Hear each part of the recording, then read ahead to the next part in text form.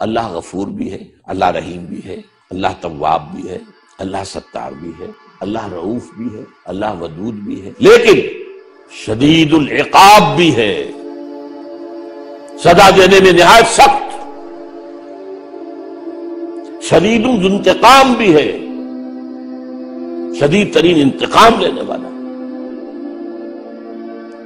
اس اعتبار سے میں نے آج کی جو آیات سنائی تھی آپ کو کیا ہے، سورۃ الانفطار کا مرکزی مضمون یہ ہے کہ انسان دھوکہ کھا جاتا، اللہ کی شان رحیمی پر، شان غفاری پر دھوکہ کھا جاتا۔ اب غفور ہے، بڑا رحیم ہے، غفور ہے، رحیم، لہذا کیے جاؤ جو کر رہے، کھائے پیو جاؤ جو حرام کھا رہے ہو، پی رہے ہو، کیے جاؤ، کوئی وہ غفار ہے، وہ غفور ہے، وہ رحیم ہے، وہ ودود ہے، وہ رؤوف ہے۔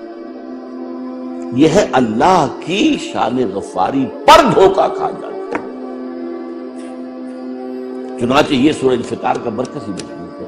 اذا السماء انفطرت واذا الكواكب انتصرت واذا البحار فجرت واذا القبور بعثرت علمت نفس ما قدمت واخرت۔ اب اس کے بعد وہ الفاظ آئے، یا ایھا الانسان ما غرک بربک الکریم، تجھے کس چیز نے دھوکہ دے دیا ہے اپنے رب کریم پر؟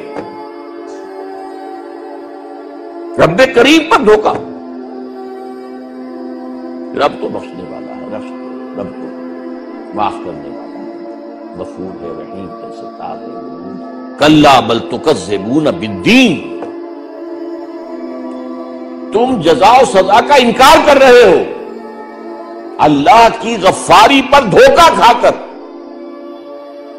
جزا و سزا کا انکار۔